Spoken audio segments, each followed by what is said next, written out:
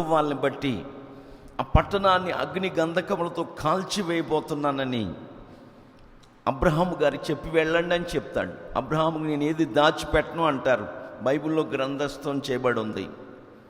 అలాగేనయ్యా అని దూతలు చెప్తారు. ఈ క్రొత్త నిబంధన పరిచర్యలో దూతలు దైవ సేవకులు. హల్లెలూయా, హల్లెలూయా. దూతలు దైవజనులు. పాత నిబంధనలో దూతలు దైవ సేవకులకి సాదృశ్యంగా ఉన్నారు. ప్రియమైన దేవుని బిడ్డలారా, దేవుడు సెలవిచ్చినట్లుగానే అబ్రహాము గారు ఎండవేళ మమ్రే దగ్గర సింధూరు వనములో గుడార ద్వారమందు కూర్చున్నప్పుడు దేవదూతలు వచ్చారు. వచ్చి అబ్రహమయ్య ఈ మాట చెప్పి వెళ్ళమన్నారు మమ్మల్ని. మరి సొదొమ గొమొర్రా పట్టణాలని, జంట నగరాల్ని అగ్నిగంధకాలతో దేవుడు కాల్చబోతున్నాడు, ఈ సంగతి నీకు తెలియపరచమన్నాడు దేవాతి దేవుడు అని చెప్పి వెళ్తుంటే, అయ్యలారా మీరు అలసిపోయి వచ్చారు, సేద తీర్చుకోండి, ఈ రాత్రి ఇక్కడే ఉండండి, వేడి వేడి మాంసమును వేడి వేడి రొట్టెలు తీసుకొచ్చి మీకు భోజనం సిద్ధపరుస్తాను, దయచేసి నా మాట కాదనొద్దు. ఆ మాట అంటాడా అనరా అని చూస్తూ ఉన్నారు. వాళ్ళు ఆకలితోనే ఉన్నారు, దప్పిక చేతే ఉన్నారు. అంటాడా అంటే మనం ఉందామని అనుకుంటూనే ఉన్నారు. వాళ్ళు నోరు తెరిచి అడగరు కదా. వెంటనే సిద్ధపరిచాడు, సేర రొట్టెలు సిద్ధపరిచింది, మాంసాన్ని వేడివేడిగా సిద్ధపరిచింది. భోంచేసుకున్నారు, అలసట తీర్చుకున్నారు, విశ్రాంతి పొందారు.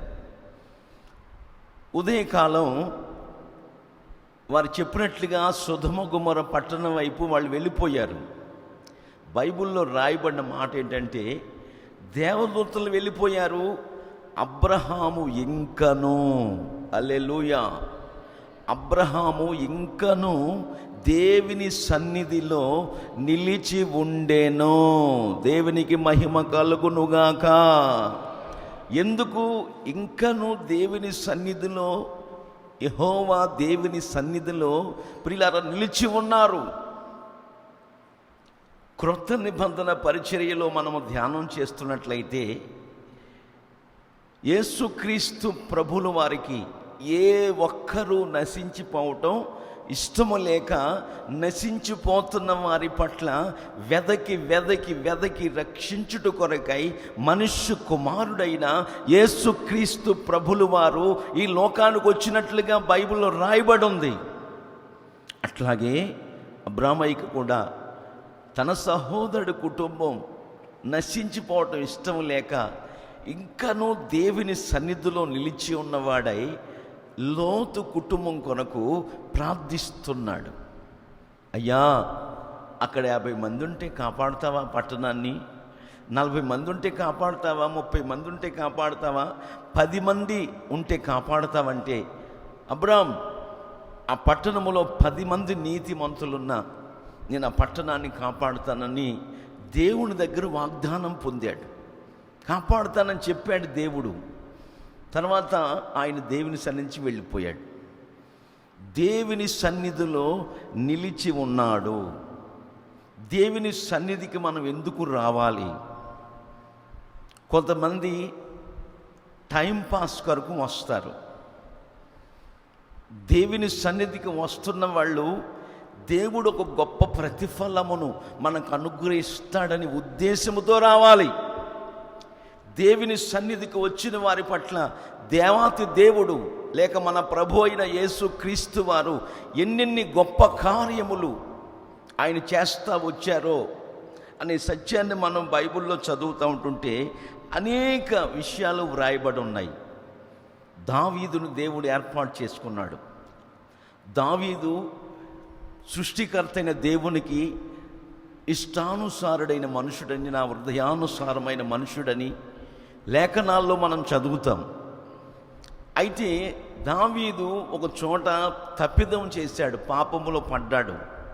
ఆ ఒక్క తప్పిదం విషయమై పరుపు తేలేటంతగా, చాప కొట్టుకొని పోయేటంతగా కన్నీళ్లు విడుస్తూ పశ్చాత్తాప్తుడై, అయ్యా నీ సన్నిధిలో నుండి నన్ను త్రోసివేయొద్దయ్యా, నీ పరిశుద్ధాత్మను నాలో నుంచి తీసివేయొద్దయ్యా, దయచేసి కనికరము చూపు అని 51వ కీర్తనలో ఆ తప్పిద విషయమై పశ్చాత్తాప్తుడై కన్నీళ్లు విడుస్తూ దావీదు ప్రార్థించినట్లుగా బైబిల్లో ధ్యానం చేస్తాం మనం. నీ సన్నిధి నుంచి నన్ను త్రోసివేయొద్దు, నీ ద్వారము యొద్ద ఉండుటే నాకు ఇష్టము. అరణ్యంలో గొర్రెలు మేపుతున్నాడు దావీదు. చాలామంది అలా ఒక గుంపు వెళ్ళిపోతుంటే ఆయన గొర్రెలు మేపుకుంటున్నాడు దావీదు, గొర్రెలు కాపరైన దావీదు. అలా గుంపు జనాంగం వెళ్ళిపోతుంటే ఆ వెళుతున్న ప్రజల్ని దావీదు అడుగుతున్నాడు, మీరు ఎక్కడికి వెళుతున్నారు అంటే, మేము యెహోవా మందిరానికి వెళ్తున్నాం. హల్లెలూయా, హల్లెలూయా. జనులు యెహోవా మందిరమునకు వెళ్ళుచున్నామని దావీదు ఎప్పుడైతే ఆ మాట విన్నాడో ఆ ప్రజలతో పాటు సంతోషముగా గంతులు వేస్తున్నాడు. దేవునికి మహిమ కలుగునుగాక. హల్లెలూయా.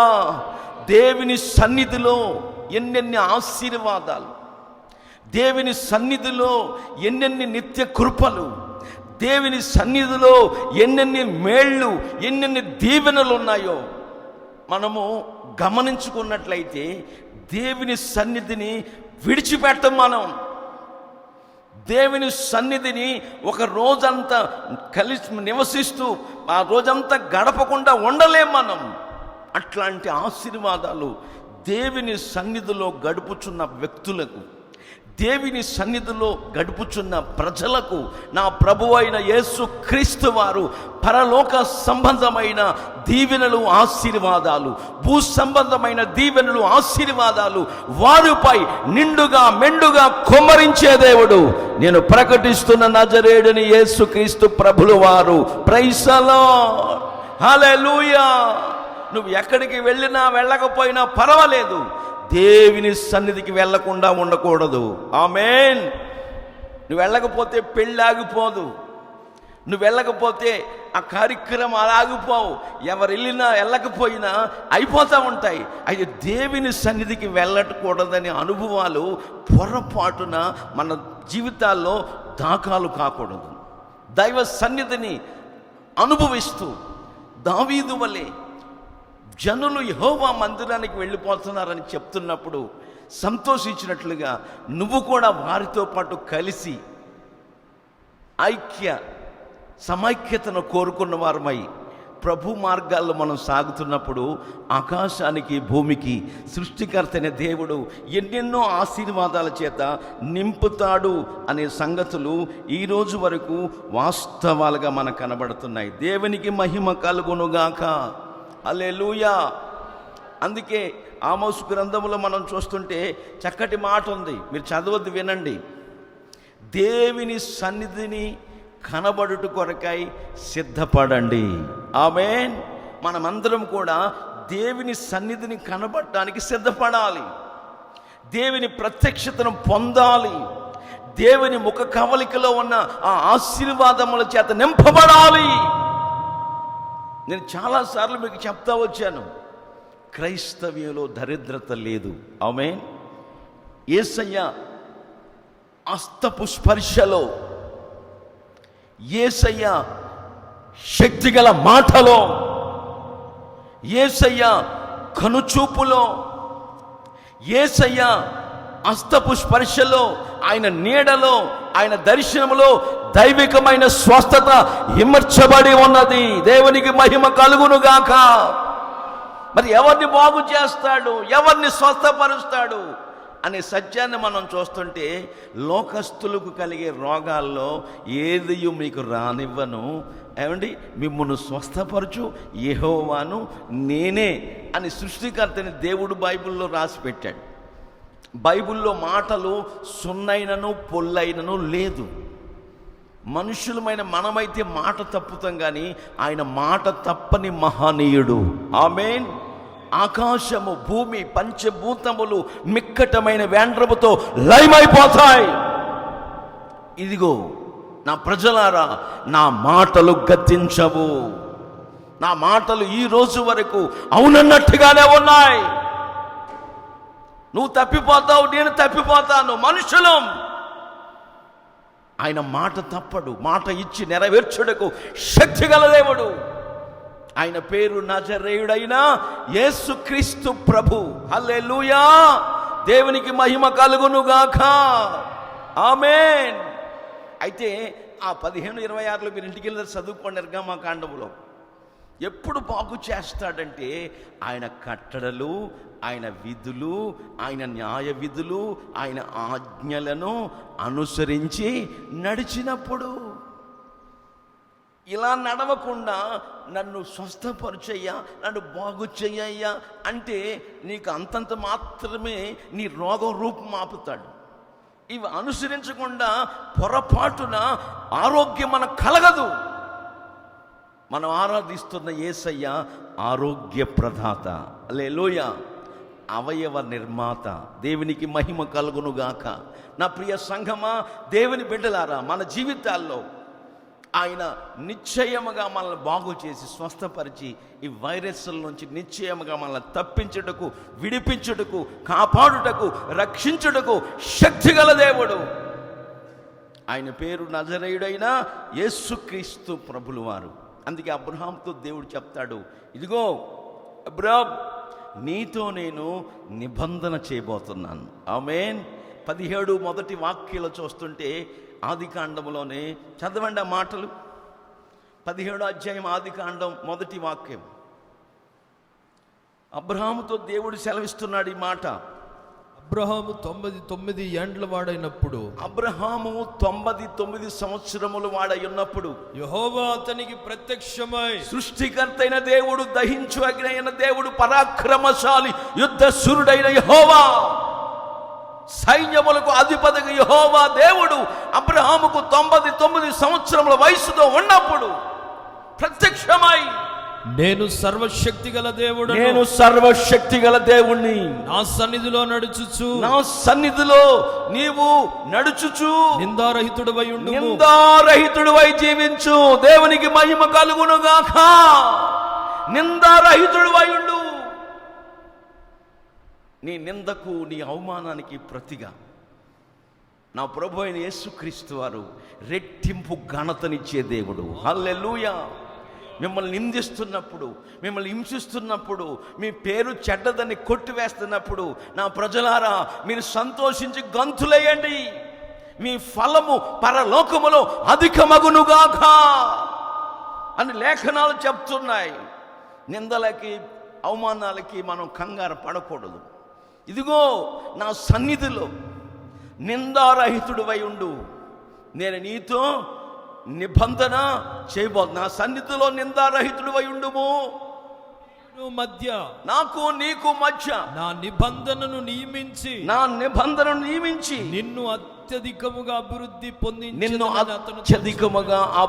పొందించెదనుగాక. హల్లెలూయా. ఈ నిబంధన నీకు మాత్రమే కాదు అబ్రాహాము, నీ సంతతి వారికి, నాకు కూడా ఒక నిత్య నిబంధనగా నేను స్థిరపరచబోతున్నాను. ఈ నిబంధన నీ పట్ల, నా పట్ల అక్షరాల నెరవేర్చబడాలంటే ఒక సున్నతి ఆచారమును నువ్వు ఆచరించాలి అని 17వ అధ్యాయములో ఈ చక్కటి విషయాలు మనకు ప్రత్యక్షమవుతాయి. తర్వాత ముగింపులో మనం చూస్తూ ఉంటుంటే, ఏమండి, ఇస్మాయేలుకు సరిగ్గా 13 సంవత్సరాల వయసప్పుడు, ఇస్మాయేలుకు 13 సంవత్సరాల వయసులో అబ్రహామును అలాగే ఇస్మాయేలు సున్నతి పొందినట్లుగా బైబిల్లో మనం చూస్తున్నాం. ఈ పాత నిబంధన బాహ్య సంబంధమైన సున్నతే ఈ క్రొత్త నిబంధనలో ఆత్మ సంబంధమైన సున్నతికి సాదృశ్యంగా ఉంది. మనం పొందుకున్న బాప్తిస్మము అనుభవము. హల్లెలూయా.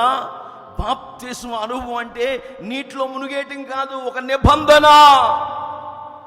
తిట్టేవాళ్ళు తిట్టను, కొట్టేవాళ్ళని కొట్టను, చూసే అనవసరమైన విషయాలు చూడను, అపవిత్రమైన మార్గాల్లోకి వెళ్ళను. దేవునితో మనకును, మనతో దేవునికి ఒక నిబంధన. ఇవన్నీ కూడా బాప్తిస్మ అనుభవంలో ఒక తీర్మానం చేసుకొని ప్రభు మార్గాల్లో మనం సాగుతుంటే ఆయన మనతోనూ మనం ఆయనతోనూ ఒక నిత్య నిబంధన చేసి నియమిస్తాడు. ఆ నిబంధన అనుసరించి దేవుని సన్నిధికి వస్తున్న మనము, నా ప్రజలారా, నా ప్రియ సహోదరి సహోదరులారా, దేవుని సన్నిధిలో కొనసాగుతున్న మన జీవితాల్లో దేవుని సన్నిధిలో నడుచుచు నిందారహితులుగా జీవించాలి. ఆమేన్. మరొక విధంగా ఆలోచన చేస్తే అనిందులుగా దీవించాలి, నింద లేని వారంగా మనం ఉండాలి.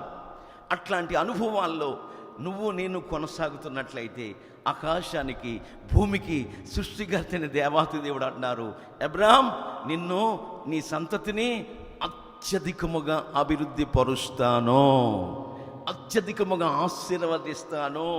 నీలో నుంచి గొప్ప గొప్ప వాళ్ళు నీ గర్భములోంచి బయటకు వస్తారు, రాజులు నీ గర్భములోంచి పుడతారు.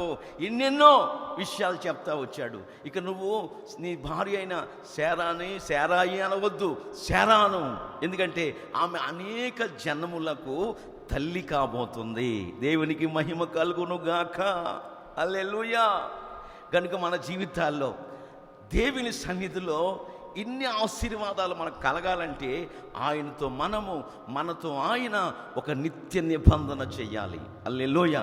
ఈ నిబంధన నువ్వు చనిపోయేటంత వరకు, మన ప్రభు మధ్యాకాశానికి వచ్చేటంత వరకు, ఈ ప్రాణం ఆయనలో లీనమైపోయేటంత వరకు చేసుకున్న నిబంధన విడిచిపెట్టకూడదు. 1986 సంవత్సరంలో ఒక నిబంధన చేసుకున్నాను నేను. ఇప్పటికీ విడిచిపెట్టలా. మంచి మనస్సాక్షితో చెప్తున్నాను, ఇప్పటికీ విడిచిపెట్టలా. ఎందుకంటే నేను చేసింది ఎవరితో? మనుషులతో కాదు. మనం చేస్తుంది ఎవరితో? సృష్టికర్త అయిన దేవునితో. హల్లెలూయా. మనం చేస్తుంది ఆయనతో గనుక మనం ఆరాధిస్తున్న దేవుడు మనల్ని అత్యధికంగా అభివృద్ధిపరిచి ఆశీర్వదించే దేవుడై ఉన్నారు కనుక ఏ విషయాలను కూడా ఆయనతో మనము చేసుకున్న నిబంధన మర్చిపోకుండా కడ వరకు దేవుని సన్నిధిలో మనము నడుచుకుంటూ ముందుకు కొనసాగుతున్నట్లయితే ఆకాశానికి భూమికి సృష్టికర్త అయిన దేవాతి దేవుడు నీ జీవితాన్ని అంతకంతకు అభివృద్ధి పరుస్తాడు. మన జీవితాల్లో అంతకంతకు విస్తరింపచేస్తాడు. మన అనుభవాల్లో అంతకంతకు ఒక ఉన్నతమైన అనుభవంలో నడిపించడుకు ఆయన ఒక్కడే సమర్థుడు. హల్లెలూయా. ఏ మనుషుడు నమ్మదగినవాడు కాదు. అందుకే బైబిల్లో రాస్తుంది, రాజులను నమ్ముకున్నట కంటే, మనుషుల్ని ఆశ్రయించుట కంటే యెహోవాను ఆశ్రయించుట మేలు. ఆ మేలును అనుభవించాలంటే ఈ అనుభవాల్లో మనమందరము కూడా కొనసాగుతున్నప్పుడు ఆకాశానికి భూమికి సృష్టికర్తైన దేవుడు ఎన్నెన్నో ఆశీర్వాదాల చేత నన్ను నింపుతాడు అనే సంగతులు ఈరోజు వరకు వాస్తవాలుగా మనకు కనబడుతున్నాయి. దేవునికి మహిమ కలుగునుగాక. హల్లెలూయా. కనుక దేవుని సన్నిధిలో ఆ విధంగా మనం ముందుకు సాగిపోవాలని లేఖనం చెప్తుంది. ఆ ఇంట్లో యజమాని అన్నీ తెచ్చి పెడుతున్నాడు. బట్టలు తోటం కష్టమైపోతుందని వాషింగ్ మిషన్ తెచ్చిపెట్టాడు. ఇంకేమండి, కట్టి పుల్లల మీద వంట చేస్తూ అని ఊస్తూ కళ్ళు అంతంతలా ఉబ్బిపోతున్నాయని గ్యాస్ స్టవ్ తెచ్చిపెట్టాడు. ఇన్ని వసతులు కలుగు చేస్తా వచ్చాడు. పండుగ వస్తే కొత్త బట్టలు తెస్తాడు. ఏమండి, ఏదైనా సంతోషాలు అన్నీ తెచ్చి పెడతాడు. ఎన్ని తెచ్చినా ఆ ఇంటి ఇల్లాలు ఉసూరుమంట ఉంటుంది, ఉసూరు పుట్ట ఉంటుంది. నేను ఇంతకుముందే చెప్పాను మీకు, కొంతమంది జీవితాల్లో ఎంత ఆశీర్వాదం పొందుకుంటున్నా ఏడుపు కూడు రైలు పులుసు అన్నట్టుగా వాళ్ళ జీవితంలో సంతోషం ఉండదు. ఏం పోగొట్టుకున్నాం అసలు ఈ లోకానికి మనం ఏం తెచ్చాం? బైబిల్ చెప్తుంది, తల్లి గర్భములో నుండి ఏ విధముగా మనం ఈ లోకానికి వచ్చామో మరలా అదే రీతిగా వెళ్ళిపోతాం. మనకు నిఖరమైంది 6 అడుగుల నేల తప్ప మరొకటి లేదని వాస్తవం బైబిల్ చెప్తుంది. నా ప్రియ సంఘమా, దేవుని బిడ్డలారా, మన జీవితాల్లో ఏది తీసుకురాలేదు, పట్టుకెళ్ళేది కూడా ఏది లేదు. అన్నీ తెచ్చి పెడతాడు. అన్నీ ఆలనా పాల చూస్తున్నాడు, వెచ్చవేడి చూస్తున్నాడు. ఎంత చూస్తున్నా ఆ సహోదరి జీవితంలో ఉసూరుమంట వికారపు చేసుకుని జీవితములో ఉసూరుమంట కన్నీళ్ళు విడుస్తూ బాధపడిపోతుంటే ఎందుకమ్మా నువ్వు అలా ఉంటావు? నీకు పిల్లలు లేనంత మాత్రాన 10 మంది కుమారుల కంటే నేను ఎక్కువ నిన్ను ప్రేమించట్లేదా అంటాడు తన భర్త. అన్నప్పటికీ ఆమెకున్న నింద, ఆమెకున్న బాధ, ఆమెకున్న వేదన, ఎన్నో అవమానాలు, నిందలు భరిస్తూ ఉంది.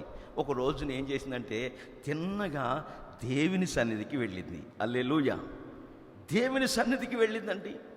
వెళ్ళిన హన్న బహుదుఃఖాక్రాంతురాలై, బహుదుఃఖముకురాలై దేవుని సన్నిధిలో ప్రార్థిస్తూ ఉంది. అయ్యా, దయచేసి నన్ను జ్ఞాపకం చేసుకో అయ్యా. అయ్యా, నాకు పిల్లలు కావాలని కాదయ్యా, ఒక బిడ్డను కనుక నాకు ఇస్తే ఆ బిడ్డ నీకు ఇచ్చేస్తానని బైబిల్లో గ్రంథస్థం చేయబడి ఉంది. దేవుని సన్నిధిలో మ్రొక్కుబడి చేసింది. ఆమేన్, హల్లెలూయా. మ్రొక్కుబడి చేసింది. దేవుడు ఆమె ప్రార్థన విన్నాడు. దేవుని సన్నిధిలో విన్నాడు. యేసన్న గారిని ఒక తల్లి అడిగిందంట, ఏమని? చర్చికి వచ్చే ప్రార్థన చేసుకోవాలా, ఇంటికాడ చేసుకుంటే ప్రార్థన వినడా దేవుడు? వింటాడమ్మా, ఎందుకండు అన్నాడు ఆయన చెప్పిందే మీకు చెప్తున్నా. చర్చికి వచ్చే ప్రార్థన చేసుకోవాలా, దేవుని సన్నిధికి వచ్చి ఇంటికాడ ప్రార్థన చేసుకుంటే వినడా? ఎందుకు వినడమ్మా, వింటాడు అని చెప్తా వచ్చిందంటండి. అయితే ఇక ఇంటికాడ చేసుకున్నాం, బాగా వింటాడంట కదా దేవుడు, యేసన్న గారు చెప్పారు అని చెప్పేసి అవి ఇంటికాడ చేసుకుంటుంది. భర్త లారీ డ్రైవర్, ఆయన 15 రోజులు డ్యూటీ దిగి వచ్చాడు. ఈమె కుటుంబం మారాలని, యజమాని మారాలని ప్రార్థించుకుంటూ ఉంటుంది. ఎక్కడా? ఇంటికాడ ప్రార్థన చేసుకుంటుంటే ఆయన ఉపవాస ప్రార్థన 3 రోజులు నియమించుకున్న ఆ రోజుల్లోనే ప్రియులారా, యజమాని డ్యూటీ దిగి మంచి చేప తెచ్చాడు. మంచి ఖరీదైన చేప, శుభ్రంగా ఏపుడు పులుసు పెట్టమంటాడు. మరి యజమాని చెప్పింది చేయాలి కదండి. అరే, ఉపవాసం ఉన్నప్పుడు ఈ తెచ్చాడేంటి, సరే ఏం చేద్దాం, వండుదామని అనుకుంది. 15 రోజుల నుంచి స్నానం లేదు కదండి. తల మాసిపోయి, బట్టలు మాసిపోయి, మురుకు పట్టేసి డ్యూటీ దిగి వచ్చాడు. వేడినీళ్ళు పెట్టి పొయ్యి మీద అన్నాడు. వేడినీళ్ళు పెట్టిన మనిషి బకెట్లు వేసి బావిగాడి పెట్టింది. ఆయన వేసుకుంటాడులే, ఎన్ని నీళ్లు పడతాయి, సన్నీళ్ళు ఆయన పోసుకుంటాడులే, బకెట్లో కలుపుకుంటాడులే అని మళ్ళా ప్రార్థనలో ఉంది. ఈయనేమి చూసుకోకుండా మగ్గు తీసుకుని నెత్తి మీద పోసుకున్నాడు. మరిగిపోయి నీళ్లు, తల మాడిపోయింది, తల ఊడిపోయింది భయంకరంగా. బుద్ధి లేనిది ప్రార్థన అంటూ ఇంటికాడ చర్చిలో చేసుకున్నది సరిపోక ఇంట్లో కూడా ఈ విధానంలో కొనసాగుతూ నాకు ఇంత వేడి నీళ్ళు పెడతా, దీని సంగతి తేలుస్తానని బకెట్ నీళ్లు తీసుకుని ఎక్కడ పోసాడు? ప్రార్థన చేసుకుంటున్న ఆ మీద దిమ్మరించాడండి. ఒళ్ళంతా కాలిపోయి బొబ్బలు పడిపోయి. మరొక విషయం ఏంటంటే, ఇంటికాడ చేసుకుంటా అన్న అనుభవాలండి. 3 సంవత్సరాల నుంచి చెప్తుందంట, మనవడికి ఊగే గుర్రం కొని పెడతానని. ఏ గుర్రం? గుర్రం మీద ఎక్కువ వంగుతూ ఉంటారు కదా చిన్నపిల్లలు, 3.5 సంవత్సరం ఉంటుంది వాడికి. ఊగే గుర్రం కొని పెడతాను అవ్వ, వాళ్ళ జేజమ్మ ప్రార్థన చేసి 3 ఏళ్ళ నుంచి చెప్తుంది మా అవ్వ నాకు గుర్రం కొని పెడతానని. ఇదే సమయం అని ఆమె నడుము నుంచి ఇలాగ కూర్చొని ప్రార్థన చేస్తుంటే ఇక నడుము మీద ఎక్కువ జుట్టు పట్టుకుని వంగుతా ఉన్నాడు గుర్రంలాగా. ఇది ఈ గుర్రం భలేగా ఉందని. ఒరే దిగరా అంటే, నేను దిగను, 3 ఏళ్ళ నుంచి చెప్తానే ఉన్నావు నువ్వు, నాకు కొనిస్తాను గుర్రం అని. నడుము మీద ఎక్కి వంగుతా ఉందంటండి. అప్పుడు వాళ్ళిద్దరూ వచ్చి అడ్డారంట, అయ్యా ఇంటికాడ ప్రార్థన చేస్తే మా పరిస్థితి ఇలాగ అయిపోయి, ఇంటికాడ చేసుకోమయ్యా, దేవుని సన్నిధికి వచ్చి ప్రార్థించుకుంటాం. హల్లెలూయా. దేవుని సన్నిధికి వచ్చామనుకో ఇక వీళ్ళు అరిసే విషయాలు ఉండవు. దేవుని సన్నిధిలో ప్రార్థించుకున్నామనుకో వెంటనే ప్రభువు ఆలకించి సమాధానం ఇస్తాడు, ఆశ్చర్యకార్యాలు చేస్తాడు, అద్భుతాలు చేస్తాడు, మన జీవితాల్లో గ్రహింపలేని గొప్ప కార్యాలు చేస్తాడు. హన్న జీవితంలో చేసినట్లుగా, అమ్మా నువ్వు ఏదైతే మనవి చేసుకున్నావో ఆ యెహోవా నీకు దయచేస్తాడు, ఇంటికి వెళ్ళిపో సంతోషంగా అంటే దేవుని సన్నిధిలో ప్రార్థించుకొని మొక్కుబడి చేసుకుని ప్రార్థన చేసిందండి. అలాగే మన జీవితాల్లో కూడా ఒక వడంబడిక, ఒక నిబంధన, ఒక ప్రమాణం చేసుకున్న వారమై దేవుని సన్నిధిలో ప్రార్థిస్తున్నప్పుడు ఆ మొక్కుబడు ఆయన కార్యం చేస్తాడు. కార్యం చేసిన తర్వాత చేసుకున్న నిబంధనను మర్చిపోకూడదు. అది బైబిల్ చెప్తున్న సత్యం. చేసుకున్న వడంబడికను ఆలస్యం చేయకూడదు. పరాక్రమశాలి, యుద్ధ వీరుడు అయినప్పటికీ దేవుని సన్నిధిలో మొక్కుకుని వెళ్ళాడు. యొప్తా, యుద్ధంలో కనుక నాకు జయమిస్తే, నేను జయపతాకం ఎగరవేసుకుంటూ విజయోత్సవాలతో తిరిగి వస్తే, యెహోవా నా సింహద్వారం, నా ద్వారబంధం ఎదుటి నుండి నాకు యుద్ధ భూమిలో జై గీతాలు పాడుకుంటూ ఎదురొస్తున్నప్పుడు నా ద్వారములో నుండి, నా ఇంటి ద్వారములో నుండి, గుమ్మములో నుండి ఏది ఎదురొస్తుందో అది దేవార్పితం, నేను నీకు ఇచ్చేస్తానని ఒక మొక్కుబడి చేసి వెళ్ళాడు. దేవుడు ఆ మొక్కుబడిని విన్నాడు. విన్న వెంటనే ఏం చేశాడు? యొప్తాకి శత్రువుల మీద ఒక గొప్ప జయమునిచ్చాడు. జయ గీతాలు పాడుకుంటూ, జయ నినాదాలు పాడుకుంటూ విజయోత్సవాలతో యొప్తా సైన్యము తిరిగి వస్తున్నప్పుడు, ప్రియులారా, సంతోషభరితుడై ఆనందభరితుడై తిరిగి వస్తున్నప్పుడు తన ఇంటి ద్వారబంధ గుమ్మములో నుండి మా నాన్నగారు జయం పొందుకుని వస్తున్నాడని కుమార్తె ఎదురొచ్చిందండి. ఆ బైబిల్లో మనం చూస్తాం, న్యాయాధిపతుల గ్రంథంలో మీరు చదవద్దు, వినండి. అయ్యో నా కుమార్తె, ఏల నన్ను కృంగదీశావు. ఎందుకంటే మొక్కుబడి చేశాడుగా, నీకు అర్పించేస్తానని. ఏంటి నాన్నగారు బాధపడిపోతున్నారు? జయం పొందారు కదా, విజయం సాధించారు కదా, సంతోషంగా కేక్ మొక్క తీసుకొచ్చి నా నోట్లో పెడతారు, నేను ఆనందిస్తుంటే ఏంటి మీరు బాధపడిపోతున్నారు, కుంగిపోతున్నారు? నీ ప్రాణాన్ని నేను కుంగదీయటమేంటి, నీ మనస్సును నేను కుంగదీయటమేంటి అని అడుగుతుంటే, అమ్మా మన గుమ్మములో నుండి ఏది ఎదురొస్తే అది దేవుడికి ఇచ్చేస్తానమ్మా, అది నా బాధ అంటుంటే, ఏం కంగారు పడకు, నువ్వు ఏదైతే దేవునితో మొక్కుబడి చేసుకున్నావో అలాగే ఇచ్చేసేయి. ఒక నెల దినాలు ఆ పర్వతం మీదకి నేను వెళ్ళొస్తాను, తర్వాత నీకు అప్పగించేసుకుంటాను, దేవునికి సమర్పించేయి. మనం ఏదేదో చేస్తూ ఉంటాం, హుషారులో ఉకృషం ఎక్కువైపోయినప్పుడు ఏవో నిబంధనలు చేసుకుంటాం, అవి మర్చిపోతాం. మనం మర్చిపోయినా దేవుడు మరిచిపోవుటకు అన్యాయస్తుడైన దేవుడు కాదండి. ఆమె మొక్కుబడి చేసుకున్న దేవుని సన్నిధిలో, అందుకు దేవుడు చక్కటి సంతానమును, సమూయేలు లాంటి చక్కటి బిడ్డనిచ్చాడు. తర్వాత మరలా ఇంకొక 5 మందిని కూడా ఇచ్చాడు. హల్లెలూయా. మన దేవుడు ఎవరంటే, అడిగిన దానికంటే, ఊహించిన వాటికంటే అత్యధికమైన కార్యములు చేయటానికి సర్వ ప్రపంచములో శక్తి కలిగిన దేవుడు ఎవరైనా ఉన్నారంటే అతడు నజరేయుడని యేసుక్రీస్తు ఒక్కరే. ఆమేన్, హల్లెలూయా. ఆయన అద్భుతం చేస్తాడు. ఉన్నది లేనట్టుగా, లేనిది ఉన్నట్టుగా తన ప్రజలైన ఇశ్రాయేలుని సముద్రములో నడిపించాడు 6 నెలల్లో. శత్రువులు ఏం చేశాడు? అదే సముద్రంలో ముంచి చంపేశాడు. ఆయన అట్లాంటి కార్యాలు చేస్తాడు. మనం ఏమి అవసరపడకూడదు. దైవ లేఖనాలని, సత్యాన్ని గమనించుకుంటూ, పరిశుద్ధ గ్రంథమును, ధర్మశాస్త్రమును పఠిస్తూ, ధ్యానిస్తూ, పారాయణం చేస్తూ ప్రభు మార్గాల్లో మనం సాగిపోతున్నప్పుడు ఆకాశానికి భూమికి సృష్టికర్త అయిన దేవుడు ఎన్నెన్నో గొప్ప కార్యాలు మన జీవితాల్లో చేసి చూపిస్తాడు అనే చక్కటి విషయాలు బైబిల్లో రాయబడి ఉన్నాయి. దావీదు అంటారు మరొక అనుభవంలో, అయ్యా చిరకాలము నీ సన్నిధిలో, నీ మందిరములో నేను నివసిస్తాను. హల్లెలూయా. ఏ కాలం? ఏమండి, జరుగుబడి కాలమా, వేసవి కాలమా, వర్షాకాలమా, ఏమండి చలికాలమా? కాదండి, చిరకాలం. ఆమేన్. అంటే నేను జీవించు కాలం అంతా దేవా నీ మందిరములో నేను నివసిస్తాను, నీ సన్నిధిలో నేను నివసిస్తానయ్యా. ఎందుకో తెలుసా? నువ్వు నా కాపరివి. హల్లెలూయా. నా జీవితంలో ఏది కొదవ లేకుండా సర్వ సమృద్ధిని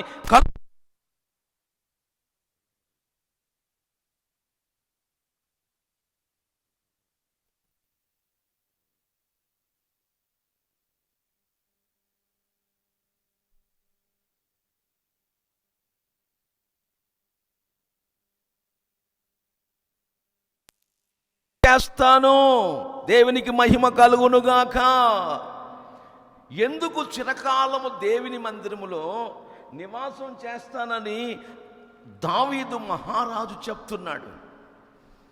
ఎందుకంటే నువ్వు నా కాపరివయ్యా, నువ్వు నా కాపరిగా ఉంటే నాకేది తక్కువ కాదు. నువ్వు నన్ను యెహోవా పచ్చిగల చోట్లకు నడిపించావయ్యా, శాంతికరమైన చలముల యొద్ద నాకు పండుకునేటట్టు చేశావు, విశ్రాంతి తీసుకునేటట్టు చేశావు. గాఢాంధకారపు లోయలో సంచరించిన యెహోవా ఏ అపాయమునకు భయపడకుండా చేశావు. ఇదిగో నూనెతో నా తతుంది, నా శత్రువు ఇంట భోజనం సిద్ధపరిచి ఇన్ని ఆశీర్వాదాలు, ఇన్ని దీవెనలు నా కుటుంబములో, నా జీవితములో, నా సంతతిలో నువ్వు అనుగ్రహించి ఉన్నావు గనక ఆ ముగింపులో అంటాడు ఆయన, ఇక నీ మందిరాన్ని విడిచిపెట్టనయ్యా. దేవునికి మహిమ కలుగునుగాక. నీ సన్నిధిని విడిచిపెట్టను, చిరకాలము నీ సన్నిధిలో, నీ మందిరములో నీ నివాసం చేస్తాను. హల్లెలూయా. మందిరాన్ని విడిచిపెట్టకూడదు. మందిరములో ఎన్నెన్నో మేళ్ళు ఉన్నాయి, మందిరములో ఎన్నెన్నో ఆశీర్వాదాలు ఉన్నాయి. ఇది గుర్తించని వారు మందిరానికి దూరం అవుతారు. ఈ వాక్యపు అనుభవం తెలియని వారు దూరం అవుతారు.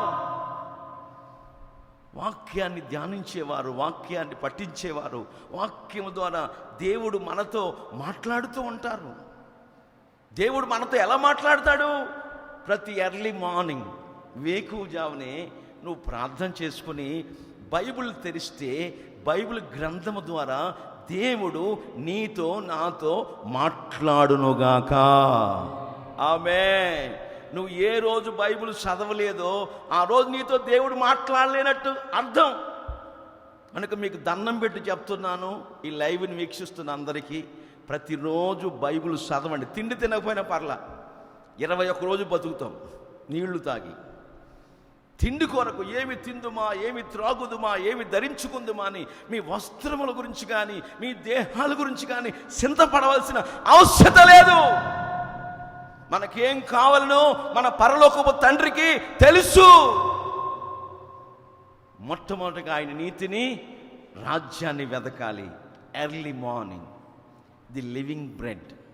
మనుషుడు రొట్టె వల్ల మాత్రమే, ఆహారం వల్ల మాత్రమే జీవించడు, బ్రతకడు.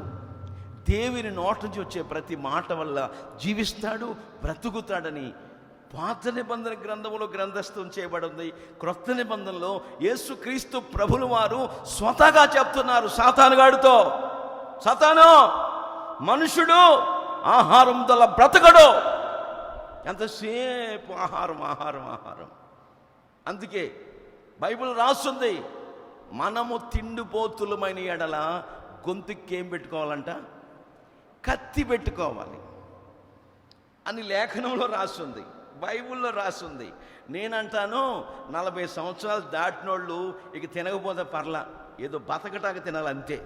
తిన్నామంటే శోధన వస్తుంది, ఏదో బతకాల కనుక ఈ లోకంలో తినాలి, అంతేగాని దాని కొరకు బ్రతకూడదు మనం. దేవునికి మహిమ కలుగునుగాక.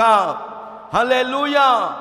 దేవుడు చెప్తున్న ప్రతి మాట ఆ దిశగా మనం ప్రయాణం చేస్తున్నప్పుడు ఆకాశానికి భూమికి సృష్టికర్తనే దేవుడు చిరకాలము దేవుని సన్నిధిలో దావీదు వలె నివసించే ఆ ధన్యత, ఆ భాగ్యాన్ని, ఆ ఆరోగ్యాన్ని, నెమ్మదిని, క్షేమాన్ని నీకు నాకు ప్రభు దయచేయునుగాక. హల్లెలూయా. అట్లాంటి గొప్ప దీవెన, ఆశీర్వాదం మనందరము పొందుకుందుముగాక. హల్లెలూయా. గనుక ఆయన సన్నిధిలో పరిపూర్ణమైన ఆనందం. 16వ కీర్తన 11వ వాక్యం చదవండి.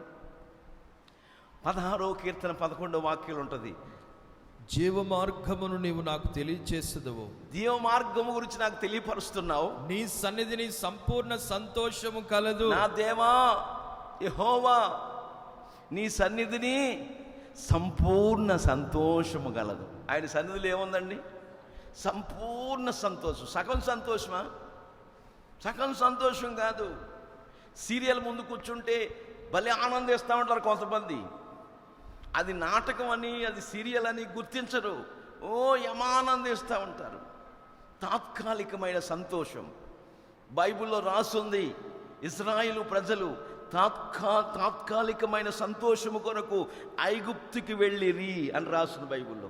ఐగుప్తు అనగా లోకం. ప్రజలు దేవుని బిడ్డలమైన మనం, యేసు రక్తం చేత కడగబడిన మనం తాత్కాలికమైన సంతోషం కొరకు లోకములో మిళితమైపోకూడదు, లోకములో మిశ్రిత జనం అయిపోకూడదు, లోకానికి మనకు ఎటువంటి సంబంధ బాంధవ్యాలు ఉండకూడదు. అందుకే అపోస్తుడైన పౌలు గారు అంటారు, నేను లోకమునకు నేనును సిలువ వేయబడి ఉన్నాను. ఇక జీవించువాడును నేను కాదు, క్రీస్తే నాలో జీవిస్తున్నాడు. దేవునికి మహిమ కలుగునుగాక. హల్లెలూయా. యేసే మనలో జీవించాలి. అదే పౌలు గారు మరొక చోట అంటాడు, క్రీస్తు యేసునకు కలిగిన ఈ మనసు నా బిడ్డలారా మీరు కలిగి ఉండండి. ఆమేన్. హల్లెలూయా. ఆ మనస్సు కలిగి ఉండాలి.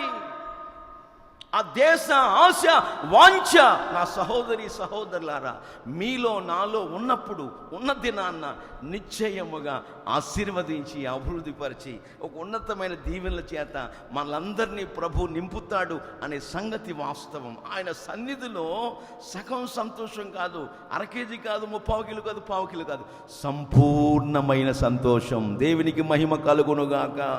సంపూర్ణమైన ఆనందం చేత, సంపూర్ణమైన సంతోషం చేత, ఆయన దక్షిణ హస్తములో నిత్య సుఖముల చేత నిన్ను నన్ను నింపుతాడు అనే సంగతి ఈరోజు వరకు వాస్తవాలుగా మనకు కనబడుతున్నాయి. కనుక నా ప్రియ సంగమా, దేవుని సన్నిధిని మనం విడిచిపెట్టకూడదు.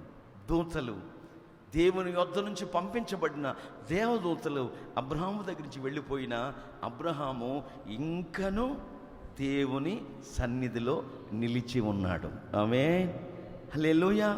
అట్లా మనం సాగిపోతున్నప్పుడు, అట్లా దేవుని సన్నిధిని మరి విడిచిపెట్టకుండా ఆయన ద్వారము యొద్ద ఉండుటియే నాకు ఇష్టమంటాడు దావీదు. ప్రజలు దేవుని మందిరానికి వెళ్ళిపోతున్నప్పుడు వారితో కూడా ప్రయాణం వెళ్ళి సంతోషంగా ఆనందంగా ఉల్లసిస్తూ ఉన్నాడు దావీదు. అట్లాంటి అనుభవాలు మన జీవితాల్లో ఎప్పుడు మనం స్వతంత్రించుకుంటామో, ఎప్పుడు మనం ఒక నిత్య నిబంధన చేసుకొని, అయ్యా చిరకాలము దావీదు నీ సన్నిధిని విడిచిపెట్టదని ఒక తీర్మానం చేసుకున్నట్టుగా ఈ పునరుద్ధాన దినమందు యేసయ్యా నీ సన్నిధిలో ఒక తీర్మానం చేసుకుంటున్నానని మీరు ఒక వడంబడిక, ఒక నిబంధన, ఒక మొక్కుబడి మీరు చేసుకున్నట్లయితే చనిపోయేటంత వరకు దైవ సన్నిధానాన్ని విడిచిపెట్టకూడదు మనం. హల్లెలూయా. దేవునికి మహిమ కలుగునుగాక. నీ సన్నిధిలో నా హృదయమును నీళ్ళవలే కుమ్మరించునట్లు, నీ సన్నిధిలో నా హృదయమును నీళ్ళవలే కుమ్మరించునట్లు, నీ పాదపీఠముగా నన్ను మార్చుమా, నీ పాదపీఠముగా నన్ను మార్చుమా. నిత్యుడా నీ సన్నిధి నిండుగా నతోడు నిత్యముల్చి నన్ను నడిపించుమా, నడిపించుమా. నిత్యుడా నీ సన్నిధి నిండుగా నతోడు నిత్యముల్చి నన్ను నడిపించుమా, నడిపించుమా. నీ సముఖములో కాలుచున్న రాళ్ల వల్లే నీ మనసునందు నన్ను తలంచితి. యేసయ్యా నీ సన్నిధిలో కాలుచున్న రాళ్ల వల్లే నీ మనసునందు నన్ను తలంచితివా. నీ చిత్తమే నాలో నెరవేర్చుమా, నీ చిత్తమే నాలో నెరవేర్చుమా. నిత్యుడా నీ సన్నిధి నిండుగా నతోడు నిత్యముల్చి నన్ను నడిపించుమా, నడిపించుమా. నీ కుడి హస్తం అత్తుకొని ఉన్నది, నీ ఎడమ చేయిన తల క్రింద ఉన్నది, నీ కౌగిలిలోనే నిత్యం నిల్పుమా, నీ కౌగిలిలోనే నన్ను దాచుమా. నిచ్చుడా నీ సన్నిధి నిండుగాన తోడు, నిత్యముల్చిన నడిపించుమా, నడిపించుమా, నడిపించుమా, నడిపించుమా. నిత్యుడా నిత్యుడా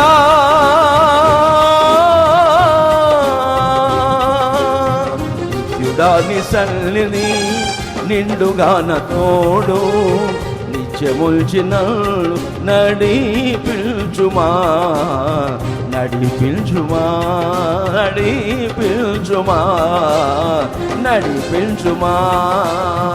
యేసయ్యా నీ సన్నిధి నాతో ఉంచయ్యా. నీ సన్నిధి నాతో లేకపోతే నేను ఈ ప్రజలని ఇశ్రాయేలీయులతో వెళ్ళను అంటాడు మోషే నిర్గమకాండంలో. అప్పుడు దేవుడు అంటారు, మోషే నా సన్నిధి నీకు తోడుగా వచ్చునుగాక. నా సన్నిధి మోషే నీకు తోడుగా వస్తుంది, బయలుదేరి వెళ్ళు, దేవునికి మహిమ కలుగునుగాక. హల్లెలూయా, హల్లెలూయా. ఆయన సన్నిధి అనుభవించాలండి మనం, ఆయన సన్నిధిని ఆస్వాదించాలి, ఆయన సన్నిధిలో గంతులు వేయాలి, ఆయన సన్నిధిలో సంపూర్ణ సంతోషం. ఆయన దక్షిణ హస్తములో కుడి హస్తములో నిత్య సుఖాలు ఉన్నాయని లేఖనాలు చెప్పకనే చెప్పుచున్న నగ్న సత్యాలు. బైబిల్లో మనకు మాట చదువుదాం. దినవృత్తాంతాల మొదటి గ్రంథం 16వ అధ్యాయం 27వ వాక్యం చదువుదాం.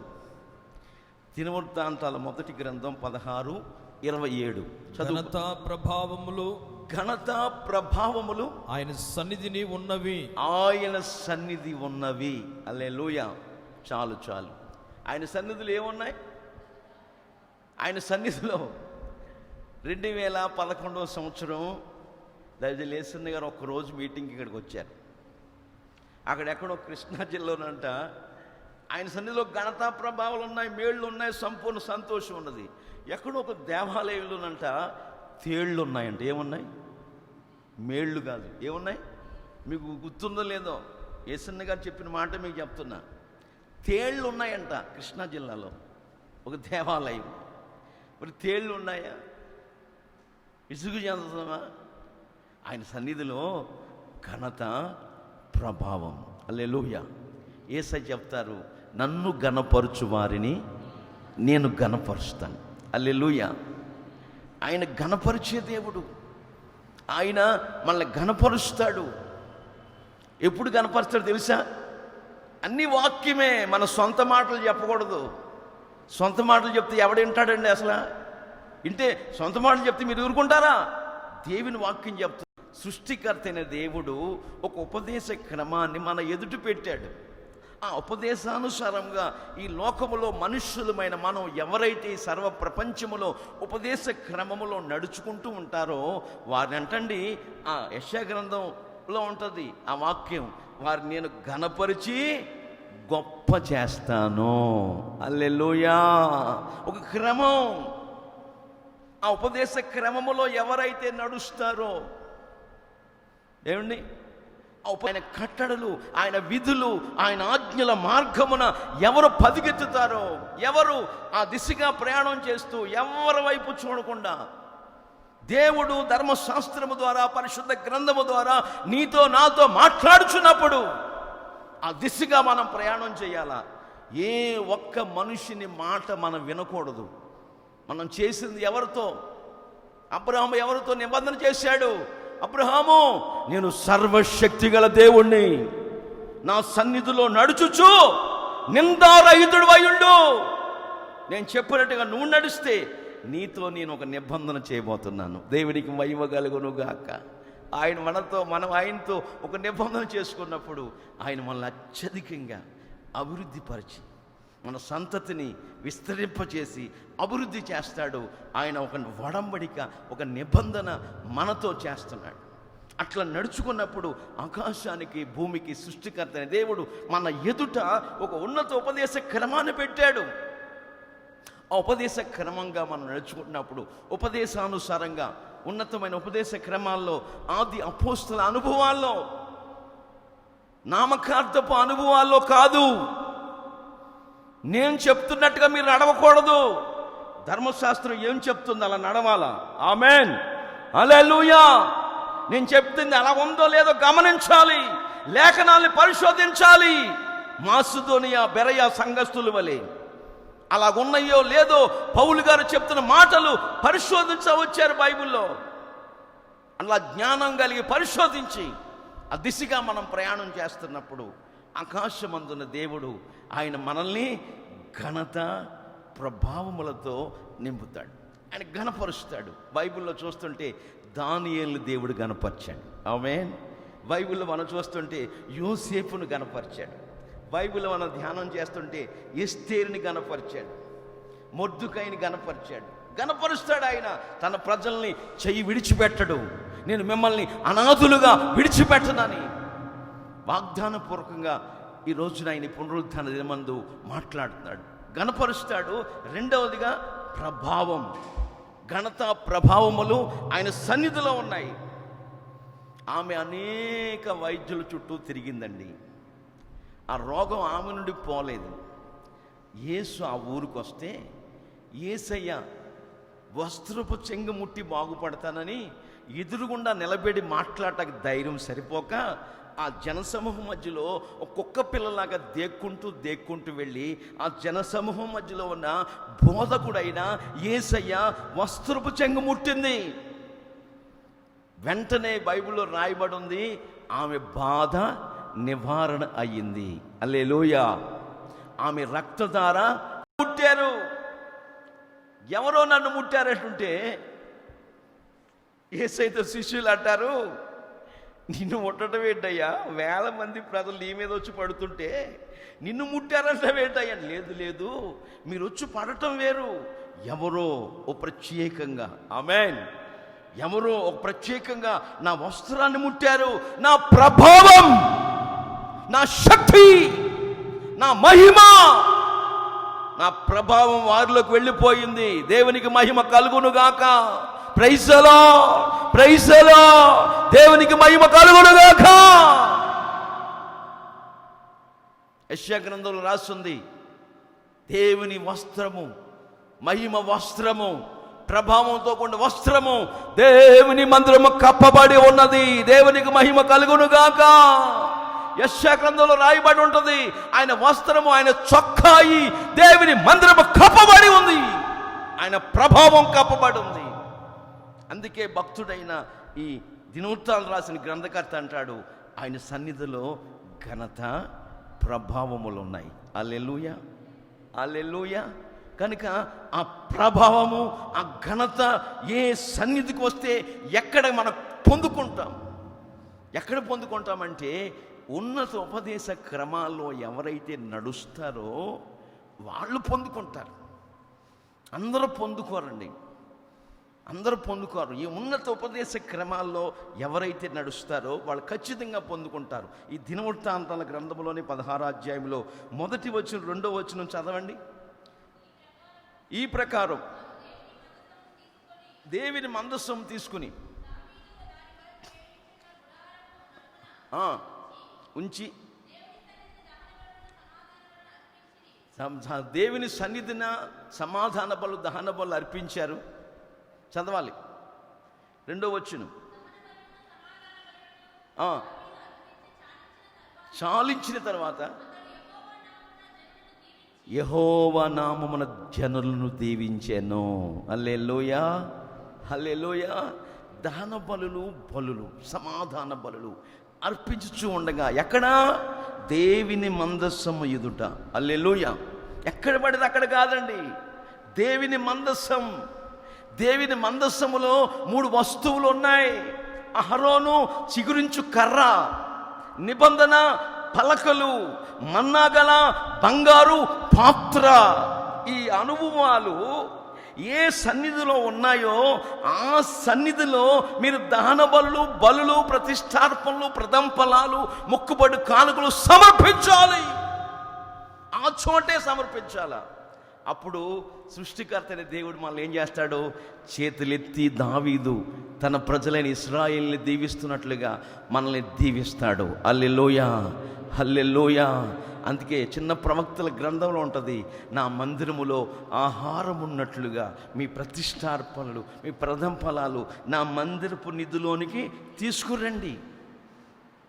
తమాషా కాదు ఈ మాట.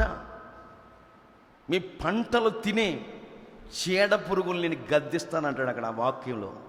నీ వ్యాపారాన్ని అభివృద్ధి పరుస్తాను. మనుష్య ఆలోచనతో నువ్వు ఉండకూడదు. ధర్మశాస్త్రం చెప్తున్నట్లుగా మనందరం నడవాలి. మీరు నేను కూడా ఒక క్రమం, ఉపదేశ క్రమంలో నడుచుకోవాలి. ఆ చోట ఉంటుంది, ఆయన ఆకాశ వాకిండ్లను విప్పి పట్టజాలనన్ని విస్తారమైన దీవెనలు కుమ్మరించబోతున్నారు. దేవునికి మహిమ కలుగునుగాక. దీవెన, దేవుని దీవెన పైపైన రాదు. దేవుని మందసం ఎదుట దహన బలులు, సమాధాన బలులు, పాప పరిహారార్థ బలులు, ఈ బలులు, అర్పణలు అన్ని చెల్లించిన తర్వాత దావీదు ఇశ్రాయేలు ప్రజలు దీవిస్తున్నట్టుగా సృష్టికర్త అయిన మన పరమ తండ్రి ఈ దిశగా మనం ప్రయాణం చేస్తున్నప్పుడు ఆయన కట్టడలు, ఆయన విధులు, ఆయన ఆజ్ఞలను అనుసరించి నడుచుకుంటున్నప్పుడు దేవుని సన్నిధికి వచ్చిన మనల్ని ఆయన నిండాలుగా దీవిస్తాడు. హల్లెలూయా. అట్లాంటి దీవెన ఆశీర్వాదాల చేత మనందరినీ నింపునుగాక. దీవెన వర్షం మన మీద కొమ్మరించునుగాక. మనల్ని బట్టి మన కుటుంబాల మీద ఆయన ఆకాశమును మంచి ధననిధిని తెరుచునుగాక. దీవెన వర్షము చేత నింపి బలపరిచి ఆశీర్వాదకరమైన అనుభవాల్లో మనందరినీ నడిపిస్తాడని ఈ లేఖనము చెప్పకనే చెప్పుచున్న నగ్న సత్యాలు. మరొక మాట కూడా బైబిల్ చదువుతుంటే యెషయా గ్రంథం 23వ అధ్యాయం 18వ వాక్యం చదవండి. యెషయా గ్రంథం 23:18 చదువుదాం. స్తోత్రం, స్తోత్రం, హల్లెలూయా. వేశ్య చేతముగా ఉన్న దాని వర్తక లాభము యెహోవాకు ప్రతిష్ఠితమగును. యెహోవాకు ప్రతిష్ఠితమగును. అది కూర్చబడదు, అది కూర్చబడదు, ధననిధిలో వేయబడదు. యెహోవా సన్నిధిని నివసించు వారికి, అది ఆ మాట జాగ్రత్తగా ఆలకించండి. యెహోవా సన్నిధిని నివసించు వారికి, నివసిస్తున్న వారికి సంతుష్టి ఇచ్చు భోజనమునకును ప్రశస్త వస్త్రములకును ఆ పట్టణపు లాభము ఆధారముగా ఉండును. తూరు పట్టణముకి లాభము, సంతుష్టించు భోజనమునకును ప్రశస్తమైన వస్త్రములు మనకు పొందుకోవటానికి ఆ పట్టణం యొక్క లాభము ఆధారమగునుగాక. హల్లెలూయా, హల్లెలూయా. పట్టణం అంటే అప్పారావు గారు చెప్పినట్టుగా దేశం అంటే మట్టి కాదు, దేశం అంటే మనుషులో అన్నట్టుగా పట్టణం అంటే మనమే. మన యొక్క వర్తక లాభం, మన కష్టార్జితం దేవుని సన్నిధిలో సంతుష్టినిచ్చు భోజనమునకును ప్రశస్తమైన వస్త్రములకును ఆ పట్టణం యొక్క లాభము ఏమండి ఆధారముగా ఉంటుంది. అందుకే బైబిల్ రాసి ఉంటుంది, పనివాడు జీతమునకు పాత్రుడు, మంద కాసేవాడు మంద పాలు తాగాలి, ఇంకెక్కడ పాలు తాగకూడదు. నిజమండి. బైబిల్ ఇంకొక మాట ఉంది, జీతగాడు గొర్రెల కాపరి కాదు. యోహాను సువార్తలో ఉంటుంది మాట క్లియర్గా రాసింది, జీతగాడు గొర్రెల కాపరి కాదు. ఇవన్నీ ఒక ఉపదేశ క్రమములో అక్కడికి వెళ్ళినప్పటికీ మనకి దేవాతి దేవుడు సంతుష్టి కలుగజేసే ఆ సమృద్ధికరమైన ఆహారమును, భోజనమును మనకు దేవుడు వడ్డిస్తాడు. హల్లెలూయా. రుచికరమైన ఆహారమును వడ్డిస్తాడు. మనం చూడండి, కొన్ని పట్టణాలకు వెళ్తూ ఉంటాం, కొన్ని ఏరియాలకు వెళ్తూ ఉంటాం, చాలా హోటల్స్ ఉంటాయి, చాలా హోటళ్ళు వందల్లో ఉంటాయి. ప్రతి ఊళ్ళో చాలా చాలా చాలా సంఖ్యలో ఉంటాయి భోజన హోటల్స్. అయితే ఎక్కడ పడితే అక్కడ పోతామా? రుచికరమైన ఆహారం ఎక్కడుంది? అక్కడ 10 రూపాయలు ఎక్కువైనా 2 కిలోమీటర్ల దూరమైనా అక్కడికే వెళ్తాం మనం. హల్లెలూయా, హల్లెలూయా. ఒక్కొక్క ఏరియాలో ఒక్కొక్క మరి రెస్టారెంట్ని, ఒక్కొక్క హోటల్ని దేవుడు ఏర్పాటు చేసుకుంటాడు. రుచికరమైన ఆహారం నిజమండి, అన్ని హోటళ్ళకి మనం వెళ్ళాం. అట్లాగే దేవుని సన్నిధికి వస్తున్న మనకు సంతృప్తికరమైన భోజనం ఎక్కడ దొరుకుతుందో అక్కడికి వెళ్ళాలి మనం. హల్లెలూయా. ఆత్మ సంబంధమైన ఆహారాన్ని సంతుష్టిగా ఏమండి ఎక్కడ దేవుడు వడ్డిస్తాడో అక్కడికి మనం వెళ్ళాలి. ఆ భోజనం చేత, ఆహారము చేత తృప్తిపరచబడిన మనకు దేవాతి దేవుడు మన ముగింపు ఏంటంటే ప్రశస్తమైన వస్త్రములతో అలంకరిస్తాడు. ఈ వస్త్రాలే రక్షణ వస్త్రము. హల్లెలూయా. ఆత్మ సంబంధంగా మహిమ వస్త్రము, పెండ్లి వస్త్రము, ఉల్లాస వస్త్రము. ఇంకో వస్త్రం ఏంటి? సంతోష వస్త్రము. దుఃఖ వస్త్రమును తొలగించి ఏమండి గోనుపట్టు నుంచి విడిపించి దుఃఖ వస్త్రము తొలగించి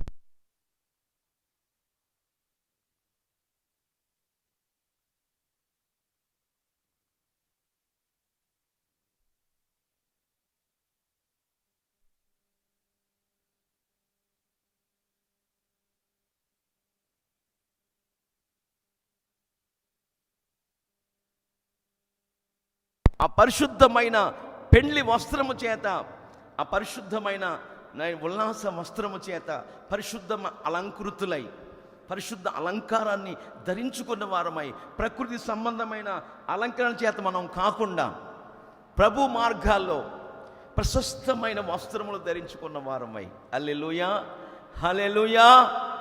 అదే తప్పిపోయిన కుమారుడు చరిత్రలో కూడా మనం చూస్తాం. వీడు స్నానం చేయించండి, వస్త్రాలు అయ్యండి అంటాడు. ఏ వస్త్రాలు? బాహ్య సంబంధమైన వస్త్రాలు కాదు, ఆత్మ సంబంధమైన వస్త్రాలు. హల్లెలూయా. పెండ్లి వస్త్రము చేత, రక్షణ వస్త్రము చేత, మహిమ వస్త్రము చేత, సంతోష వస్త్రము చేత ప్రభు అయిన యేసుక్రీస్తు త్వరగా పెండ్లి కుమారుడుగా రాబోతున్నాడు. పెండ్లి వస్త్రము ధరించుకున్న మనం పరిశుద్ధ అలంకరణ చేత పెండ్లి కుమారుడు యేసుక్రీస్తు ప్రభుల వారి కొరకు ఎదురు చూడాలి. నేను లైవ్లో చెప్పున్నాను నిన్న. అంజూరపు చెట్టు నిన్న మెసేజ్లో ఉంటుంది, మీరు ఇంటికి వెళ్ళిన తర్వాత యూట్యూబ్ ఛానల్లో చూడండి. వసున్న మినిస్ట్రీస్ ఎర్రగొండపాలెం మీరు కొట్టండి నెట్లో. నిన్న చేసిన మెసేజ్లో నేను చెప్పాను, అంజూరపు చెట్టు పూత పడుతుంది, చిగురిస్తుంది, వసంతకాలం సమీపంగా ఉంది.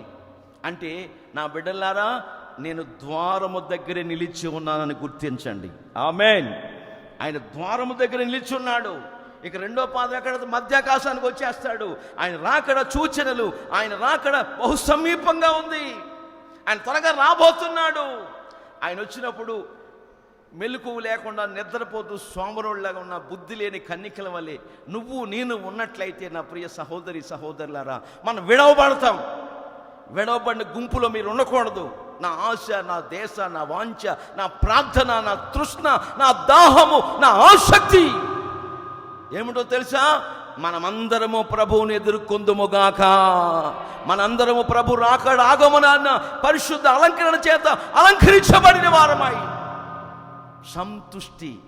సంతృప్తి కలుగు చేసే భోజనాన్ని ప్రతిరోజు, ప్రతి దినము, ప్రతి పునరుద్ధానపు ఆరాధనలో భుజిస్తున్న వారమై, ఆరోగ్యిస్తున్న వారమై, ఆ ఆహార బలము చేత 40 రోజులు దివారాత్రులు ఏలియా గారు నడిచి వెళ్ళినట్లుగా శక్తితో నింపబడిన వారమై ఆ పరలోక రాజ్యానికి ఎత్తబడే గుంపులో నువ్వు నేను ఉండాలని ఈ క్రమాల్లో ప్రభు నడిపిస్తున్నాడు. అందుకు మీరు ఏం చేయాలంటే ప్రతి దినము ధర్మశాస్త్రాన్ని ధ్యానించాలి, చదవాలి, మర్చిపోకూడదు. చదవటానికి ప్రతిరోజు చదవాలి. ఖాళీ లేదండి అలా అనకూడదు. దేవుని మాట చదవటానికి ఖాళీ లేదని అనకూడదు. నేను ఖాళీగా పెడతాడు దేవుడు, నీకు ఖాళీ ఇస్తాడు ఆయన. ఆ మాట రాకూడదు మన నోట. ప్రతి దినము దేవుని ధర్మశాస్త్రాన్ని ధ్యానించుకుంటున్నప్పుడు, చదువుకుంటున్నప్పుడు ప్రభు అనేక సంగతులు పరిశుద్ధాత్ముడు మనకు బయలుపరుస్తాడు. ఆయన సన్నిధిలో మనం నివసించేటట్టుగా ప్రభు చేస్తాడు, మనల్ని బలపరుస్తాడు, స్థిరపరుస్తాడు. ఆశీర్వాదకరమైన అనుభవాల్లో నిన్ను నన్ను నడిపిస్తాడని ఆకాశానికి భూమికి సృష్టికర్త అయిన దేవుడు ఎన్నెన్నో విషయాలు ఆయన బయలుపరుస్తూ మనతో మాట్లాడుతూను ప్రభు మధ్యాకాశానికి వచ్చేస్తున్నాడు. మొదట ఏమండి, సమాధులు తెరవబడతాయి, పరిశుద్ధులు ప్రభువుని ఎదుర్కొంటారు. ఎవరండి ఎదుర్కొనేది? పరిశుద్ధులు. క్రీస్తునందుండి మృతులైన వారు మొదట లేపబడతారు. ఆ మీదట సజీవులమై నిలిచి ఉండు మనము కూడా ఆకాశ మేఘమండలం మీదకి, మేఘముల మీద కొనుపోబడతాము అని తెస్సలోనికి సంఘానికి అపోస్తలుడైన పౌలు గారు రాస్తున్నారు. ఇది ఒక శుభప్రదమైన నిరీక్షణ క్రిస్టియానిటీలో అడుగుపెట్టి మనందరికీ. ఆమేన్. మనం క్రైస్తవ్యంలో అడుగుపెట్టి మనందరికీ ఈ శుభప్రదమైన నిరీక్షణ ఉంది. అందుకే నువ్వు దేవుని సన్నిధిని అనుభవించాలి.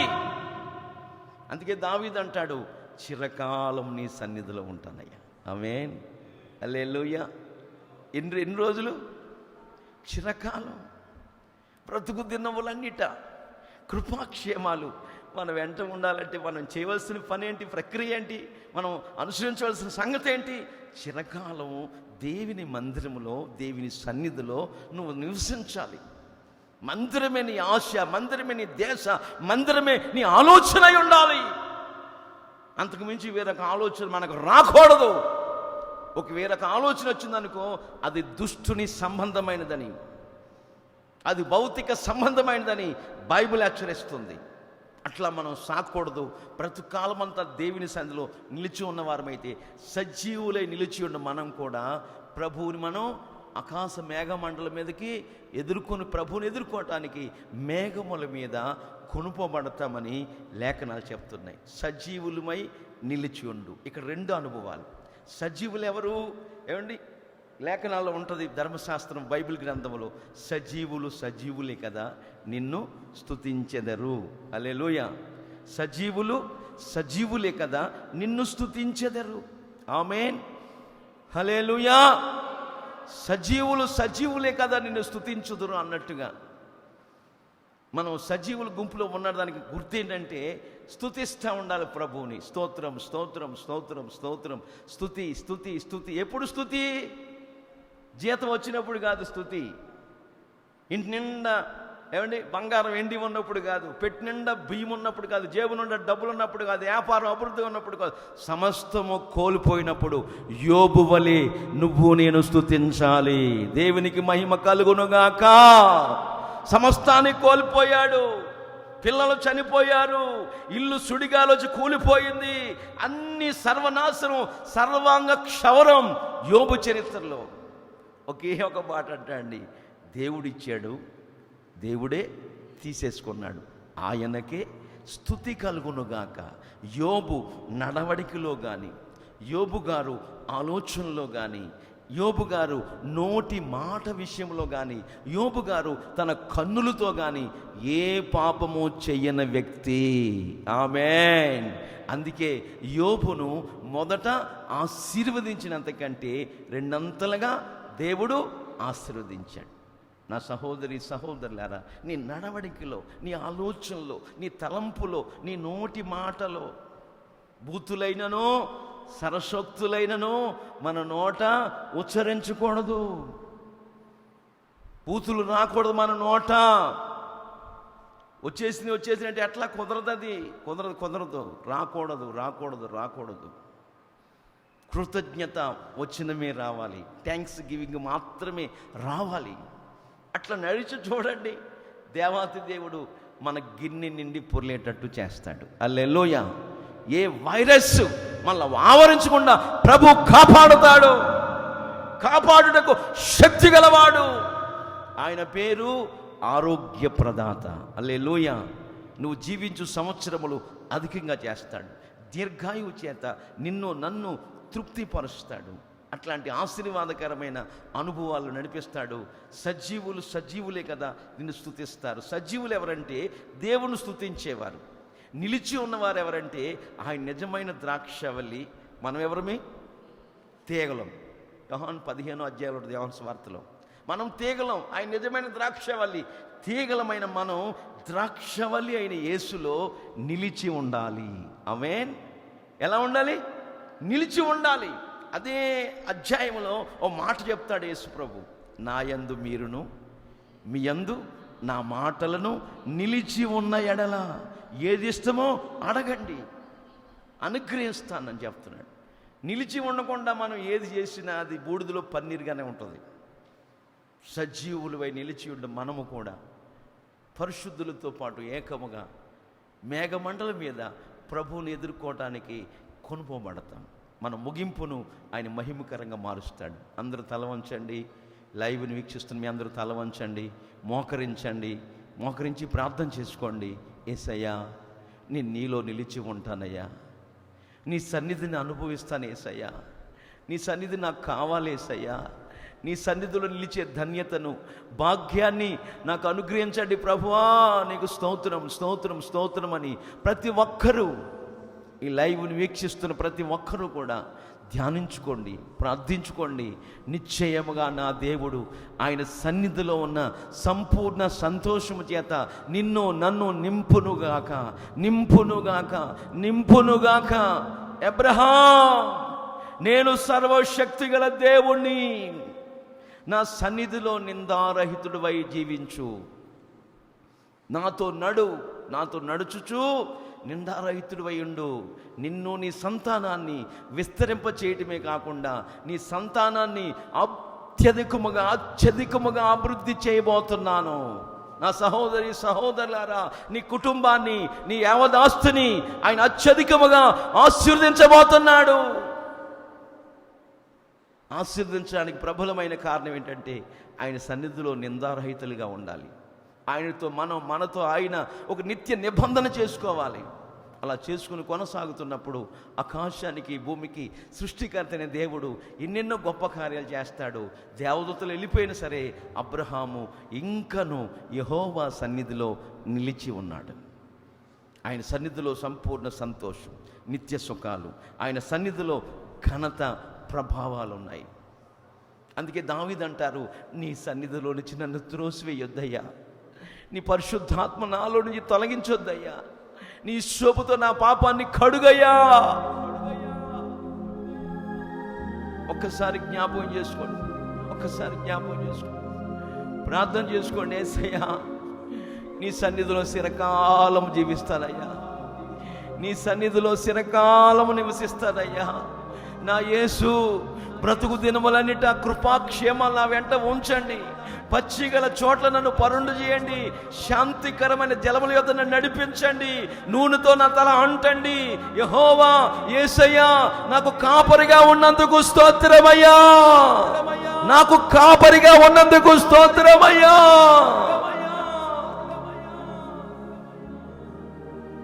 ప్రార్థన ప్రార్థన ప్రార్థన అందరం ప్రార్థన చేసుకోండి. ఒక 2 నిమిషాలు ప్రార్థన చేసుకోండి. ప్రతిరోజు ధర్మశాస్త్రాన్ని ధ్యానించండి. ఆయన నీతో నాతో మాట్లాడతాడు. వాక్యాన్ని ధ్యానిస్తున్నప్పుడు ఏది లేకపోయినా ఆధారపడొద్దు సహోదరుడా, సహోదరి. ఏ విపత్తులు కలుగుతున్నా ఆధారపడొద్దు. దేవుని సన్నిధి అనుభవించు. దేవుని సన్నిధిలో మొక్కుబడి చేసుకో. హన్నావలే, యోప్తావలే. దేవుని మందిరానికి వెళ్ళినప్పుడు నీ ప్రవర్తన జాగ్రత్తగా పెట్టుకో.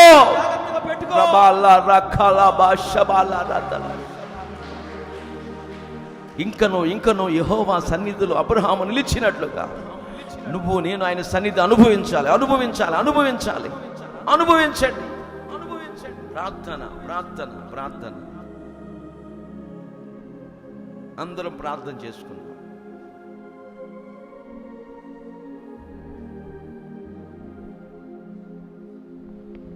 మహాపరిశుద్ధుడైన మా ప్రియ పరలోకమందున మా తండ్రి, మీకు స్తోత్రం చెల్లిస్తున్నాము నాయన. నా తండ్రి, పునరుద్ధానపు దినమున నీ సన్నిధిలో నా తండ్రి ఈ లైవ్ ద్వారా ప్రభువా ఆరాధన చేసుకోవటానికి మీరు కృప చూపినందుకే స్తోత్రం చెల్లిస్తున్నాం. ఈ ప్రత్యక్ష ప్రసారం ద్వారా మీ సేవకులు నిలబెట్టుకొని ఇదిగో నాయన ఇక్కడ కూడి ఉన్న మాతోనూ లైవ్లో వీక్షిస్తున్న మీ ప్రజలతో ముఖాముఖిగా మీరు ముచ్చటించినందుకే స్తోత్రం చెల్లిస్తున్నావు నాయన.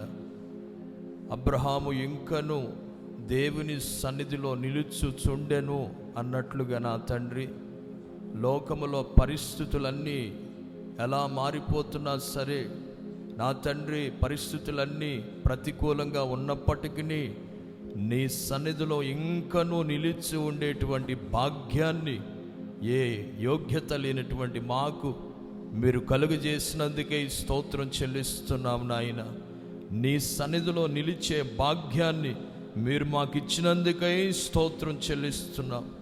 దావీదు వలె చిరకాలము నా తండ్రి నీ సన్నిధిలో, నీ మందిర ఆవరణంలో నివాసము చేసేటువంటి అట్టి కృపనిచ్చినందుకై స్తోత్రం చెల్లిస్తున్నాం. అవును నాయన, మీరు మాకు కాపరిగా ఉండి, మీరు తోడై ఉండి, పచ్చిక గల చోట్లకు, శాంతికరమైన జలముల యొద్దకు మీరు మమ్మల్ని నడిపిస్తూ ఉన్నారయ్యా.